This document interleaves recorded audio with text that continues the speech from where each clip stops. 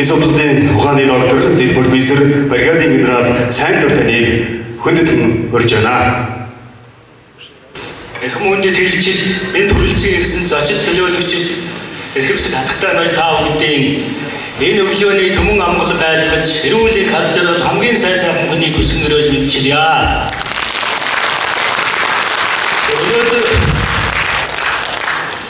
бүгд найрамд Монгол улсын баатар Усангийн үлгийн сүмийн ургуул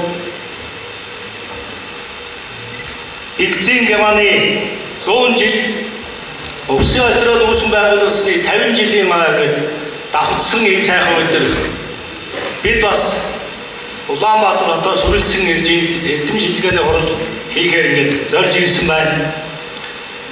Тэгээ үнэхээр энэ одоо бас түүх бол одоо бас гайхамшигтай түүхүүд өөрсөр байдаг.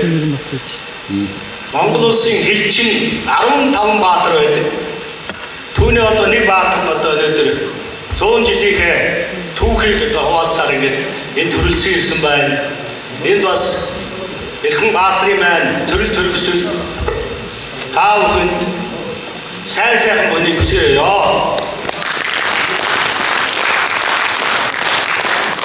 Аймгийн өдөртгөр бас энэ төрөлцсөн ирж оролцож байна. Сая нээлтийн ажиллагаанд оролцож сайхан үгээ хэллээ аймгийн иргэдийн төлөөлөгчдийн хурлын дараа. Тэгээ бид бүхэн өнөөдөр түүх ярих гэж одоо бид бүгдээрээ ирсэн. Бүгдээрээ түүх ярих. Өдөөс өмнөх үйл ажиллагаа бол Яваанбаатарын талаар ярих. Өдөөс хойш бид Усангийн Атралын үүсэн байгууллагын 50 жилийн маань бас л түүх ярих. Мэдээж энэ одоо олон жилийн түүхэнд юу хийж ирв? Ямар ажил зохион байгуулж ирв? Улсын хил хамгаалтыг аюулгүй байдлыг хангахын төлөө юу хийж ирв гэдэг бүх зүйлүүдийг бол бид хүн бас нэгтгэж нэг зүгт гаргаж ингэж ярина гэж ингэж ойлгож байна.